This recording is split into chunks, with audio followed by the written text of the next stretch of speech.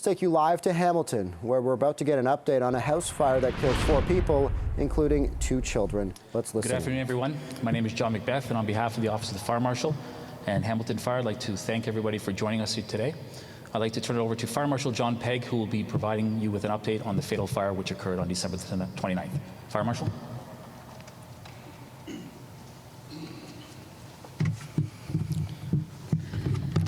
Thank you, John. Good afternoon, everyone. I have some prepared remarks to present this afternoon, and following those remarks, Chief Cunliffe and I will be available for any questions you may have. On behalf of the OFM, I wish to offer my sincere condolences to the family, friends, and community impacted by the tragedy that occurred at 14 Derby Street, in which 2 adults and 2 children passed away as a result of a fire that occurred December 29th. Additionally, to the firefighters and first responders who attended the tragic scene, thank you for your incredible efforts to save lives. I know how difficult it can be to attend a tragic outcome when you literally risk your own life trying to rescue those trapped. I know Chief Cunliffe has expressed how proud he is of those firefighters for the efforts they put forth, and I can tell you, as the Fire Marshal of this province, that I certainly echo those comments. Finally, before I get into the specifics of this scene and some important statistics for 2022, I'd like to take a moment to say thank you to our incredible fire investigators across this province. They are literally faced with devastation and destruction every single time they are deployed. Oftentimes, like in the scene on Derby, they must deal with fatalities and the associated mental health impacts of those scenes. Thank you to all of you for your incredibly courageous and difficult work you do each day across Ontario. For 14 Derby Street, our on-scene portion of the investigation has concluded. It is important for me as Fire Marshal to provide you with an update and to take this opportunity to recap the past year in terms of fire fatalities and some of the common themes that we are seeing in our investigations. As was initially reported last week, and I can now confirm, there were no working smoke alarms in the residence. The area of origin was determined to be an upholstered sofa within the living room on the ground floor. All of the occupants were on the 2nd floor at the time of the fire, and due to the location of the fire and the configuration of the residence, the fire blocked their ability to descend through the stairwell. Although our on-scene portion of this specific investigation is complete, there is still much more being completed in order to understand the cause of the fire. This is a very in-depth and comprehensive process which involves lab analysis and modeling. We will release any further updates once that process is complete. I wish I was standing here under better circumstances. We've had a tough, tragic, and upsetting end to 2022. Every fatal fire devastates families, friends, and the larger community, including all the first responders who arrive on the scene and will carry the burden of bearing witness their entire lives. And it saddens me once again to learn that we've lost lives when the outcome could have been so much different. And this is a difference maker, a smoke alarm. In 2022, we've pushed campaigns centered on the importance of working smoke alarms, developing a home fire escape plan, and provided several other life-saving fire prevention tips and techniques.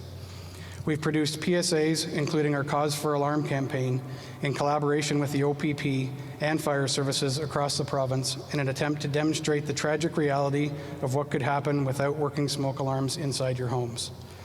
Every time there's a fatality in a home without a working smoke alarm, I wonder, what if?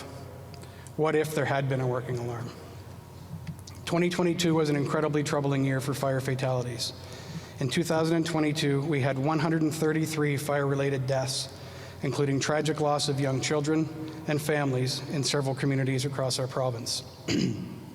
That is the highest total in more than 20 years in Ontario. Additionally, statistics show that 1 in 3 fire deaths occurred during the months of November, December, and January, and that a very high percentage of fire fatalities happen in homes without working smoke alarms. On average, Ontarians incorrectly believe they have more than 5 minutes to escape a fire. The grim reality is you likely have 60 seconds or less once the smoke alarm sounds. The second critical component to surviving a house fire is a well thought out and practiced home escape plan. This plan kicks in when the smoke alarm sounds.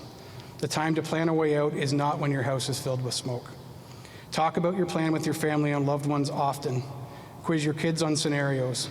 It absolutely can be what will save their lives. If your bedrooms are above or below the ground floor, have you thought about what you would do if the stairway was blocked by smoke or fire?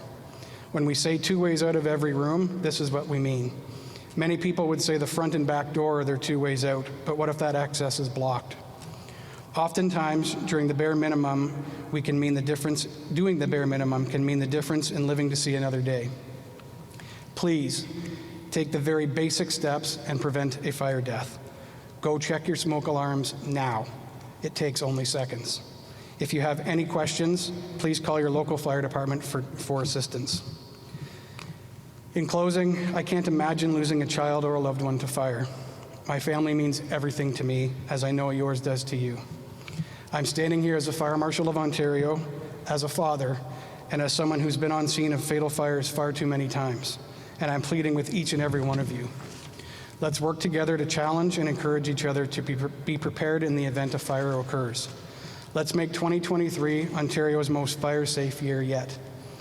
And that starts with one of these, a smoke alarm, a well-planned and practiced home escape plan. Thank you. I'll be now happy to answer any questions along with Chief Cunliffe. Were you able to tell us the relationship between the 4 deceased? So the fire is still under investigation. We know that there were 2 adults and 2 children. The exact relationship we're not aware of yet. It's still forming part of the investigation, and we'll certainly update once we have that information. Now, we did hear from one of your investigators that the fire spread quickly. So, best case scenario, had smoke alarms been working in that house, would that have given people upstairs enough time to get down the stairs? You know, it's tough after the fact, but I can talk in a general sense. A smoke alarm goes off, and as I said, you have 60 seconds or less. So assuming that smoke alarm went off on the main floor where the fire was, I believe there's a very good chance the family could have escaped down that stairwell. Again, the most important part, and goes in conjunction with the smoke alarm, is having that home escape plan. So if the stairwell was blocked, part 2 kicks in and you have that second means of egress. Maybe that's out onto the roof of a garage through a second-story window. Maybe it's a home escape ladder that you can lower down from the second story, but having that second means of egress is the most important portion. Fire Marshal, neighbors say that the house was known for drug activity. Are investigators looking at the possibility that this was caused by the production or sale of narcotics inside the home? So that obviously would be in conjunction with Hamilton Police. I don't have any comment on that aspect of the investigation. I can tell you that our investigation is a complete and a very thorough investigation. We look at all factors. So anything like that would be part of it in conjunction with Hamilton Police, but too early to speculate at this time. Hamilton Police have said that the investigation is now with you. At this stage, are you recommending any charges or looking for anyone in connection with this fire? So we don't look at charges. Again, that's Hamilton Police. Any smoke alarm related charges would be through Hamilton Fire. Chief, I don't know if you have comment on that. So as a follow-up to the fatal fire, our fire prevention division is now in the process of working with the investigative team, taking a look at the evidence as well as the city's legal team, and we're looking to pursue charges against the owner relative to failure to have a working smoke alarm. Are you able to tell us, was the owner one of the people killed or one of the other people inside the home when the fire broke out? So I don't have that information. That will be part of the evidence package that we will be reviewing with the investigators.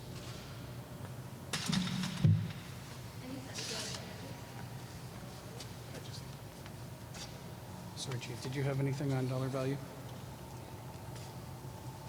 So at this point, again, I haven't been given the final number. I know there was some work that still needed to be done with the investigators. Once we have that, we will publish that for you.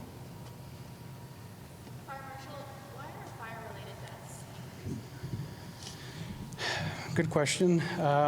Not exactly sure. We know that the 2 most common leading causes of fires and fire deaths are cooking and careless smoking.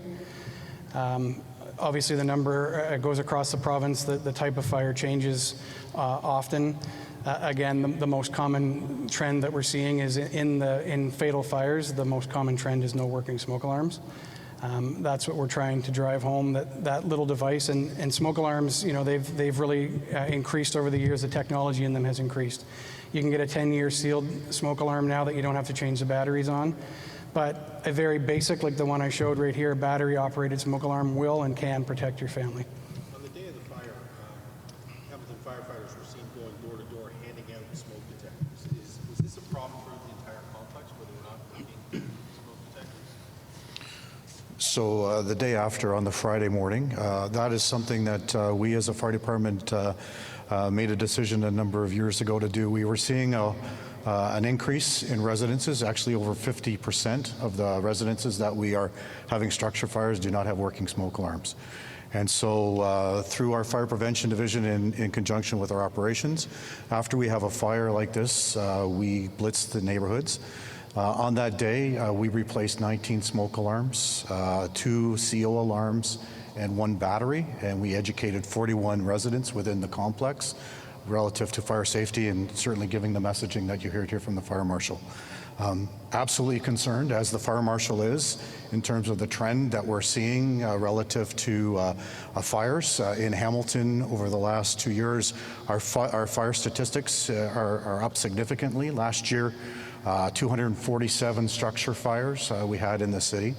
And quite frankly, similar to the province, we're seeing unattended cooking and careless disposal of smokers' materials as the top causes. These are preventable.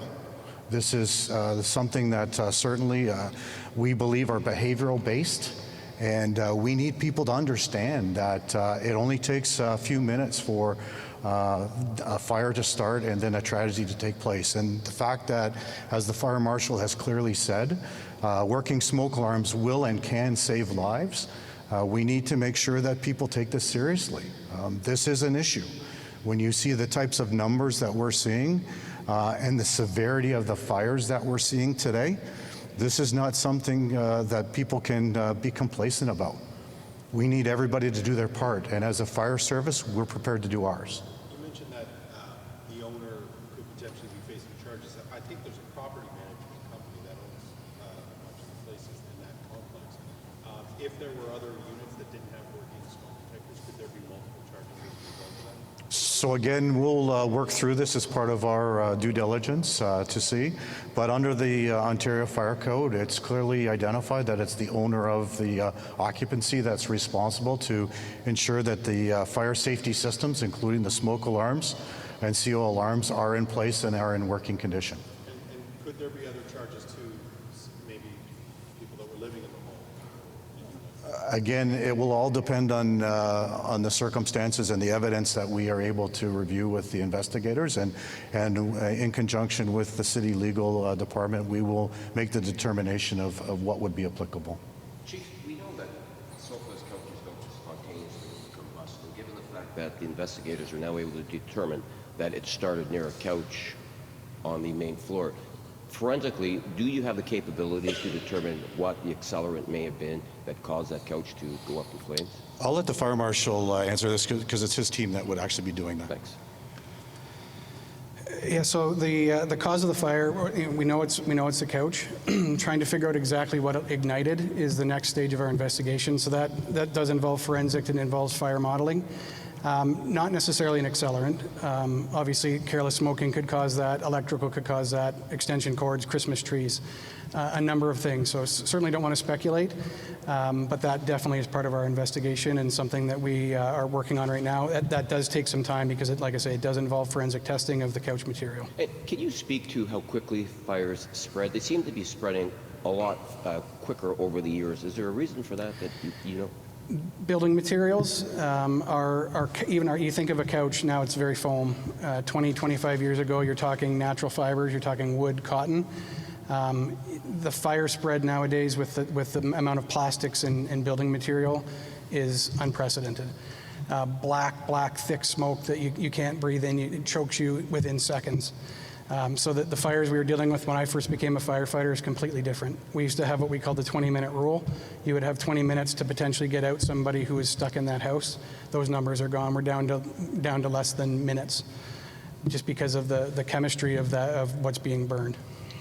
On the day after the fire, there was investigators were seen bringing out a propane tank. It had jumper cables. All right, we've been listening to an update on the fatal fire in Hamilton just before the new year that killed 2 adults and 2 children. We listened to the fire marshal and the Hamilton fire chief saying and confirming that there were no working smoke alarms in the building and that the origin of the fire was an upholstered sofa on the ground floor. The residents were on the second floor, and the spread of the fire blocked them from escaping. What exactly ignited the fire is still under investigation.